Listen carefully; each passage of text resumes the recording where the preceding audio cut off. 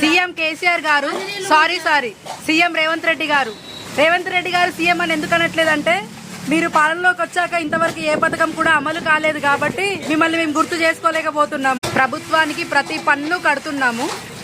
Contract తీసుకున్న ప్రభుత్వ ఉద్యోగులది నిర్లక్ష్యమా లేక మధ్యలో ఉన్న కాంట్రాక్టర్ల ఏమంటే అసమర్థతనా? మేము మాలాంటి అమాయకులం కమర్షియల్ కరెంటు బిల్లులు కమర్షియల్ ట్యాక్సులు కడుతూ మళ్ళీ ఇలాంటి పనులు చేసుకోవాల్సిన దుస్థితి. ఈ ప్రభుత్వాన్ని గెలిపించినందుకు మమ్మల్ని మేము దూషించుకోవాలా?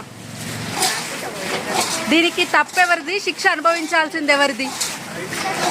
దీనికి కారణం ప్రభుత్వమా లేదంటే అమాయకపు ఇలాంటి ప్రజల? ప్రజలు ఓట్లేసి మిమ్మల్ని గెలిపించి నాయకులను చేయడమే ప్రజల పాపమా లేక ప్రభుత్వాన్ని గెలిపించి ఏదో సహాయం చేస్తారని ఆశపడ్డ ప్రజలది తప్ప? కారణం ఏదైనా అనుభవించేది ప్రజలే. ఇప్పుడు వర్షం వచ్చి ప్రతి ఇంట్లోకి వాటర్ వస్తే మరి ఎలాంటి నాయకుడు స్పందించలేదు. ఎందుకంటే అంటే ఇప్పుడు మీకు వాటర్ ఎక్కడెక్కడ వచ్చాయి? షాప్ లో నిండినాయి, ఫోర్త్ రూమ్ మొత్తం ఇల్లంతా వాటర్ తో నిండింది అంటారు. దేనివల్ల అయింది అంటే ఇట్లా వాటర్ ఇట్లా ఫ్లో దేనివల్ల వచ్చింది? Drainage lines. కాంట్రాక్ట్ తీసుకున్న మహాన్ భావులు ఎవరో తెలియదు కానీ మరి లంచానికి ఆశపడ్డారా లేదంటే నాణ్యత లేకుండా చేశారో తెలియదు కానీ అమాయక ప్రజలందరూ బలి అవుతున్నారు. ఇదిగోండి చూడండి, ఇల్లులకు కూడా ఇలా వాటర్ వస్తే పిల్లలకి డ్రైనేజీ వాటర్ వస్తే పిల్లల ఆరోగ్యాలన్నీ ఖరాబ్ అవుతాయి. వాటర్ కొంచెం ఫ్లో తగ్గిన తర్వాత వచ్చి వీడియో తీస్తున్నా అండి. ఇదిగో బెడ్రూమ్లలో కూడా వస్తే ప్రజల ఆరోగ్యాలు ఎంత దెబ్బతింటాయో అనేది కొంచెం ప్రభుత్వాలు మీరు కూడా ఆలోచించుకోవాలి. లేకపోతే మొత్తం అవన్నీ అట్లనే పోవు.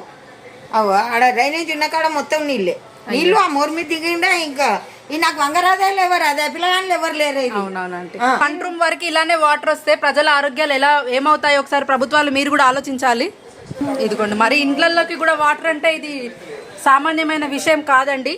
ఇంత వాతావరణంలో కూడా బజ్జీలు వేసుకొని నాయకులందరూ పడుకున్నారా మరి ఇంకా ఏం చేస్తున్నారో మల్లెషెట్టు దగ్గర మొత్తం అది కుల్లా లేదు. అది ఏంటంటే ముసుకప్పులు ఉన్నాయి. దాన్ని క్లియర్ చేయకపోయే వరకు ఈ మోర్ల నీళ్లు ఇళ్ళకి వస్తాయి. ఎందుకంటే ఈ మోరికి ఏం చేశారంటే ఇటుపక్క అటుపక్క రెండు పక్కల ఓళ్ళు వేశారు.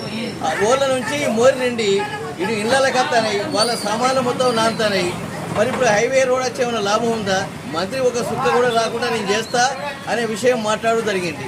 మరి ఒక సుక్క కూడా రాకుండా మొత్తం ఇల్లు నిండి మొత్తం వాళ్ళ వస్తువులు అన్ని ఖరాబ్ అవుతాయి. ఇప్పుడు వ్యాపారమే.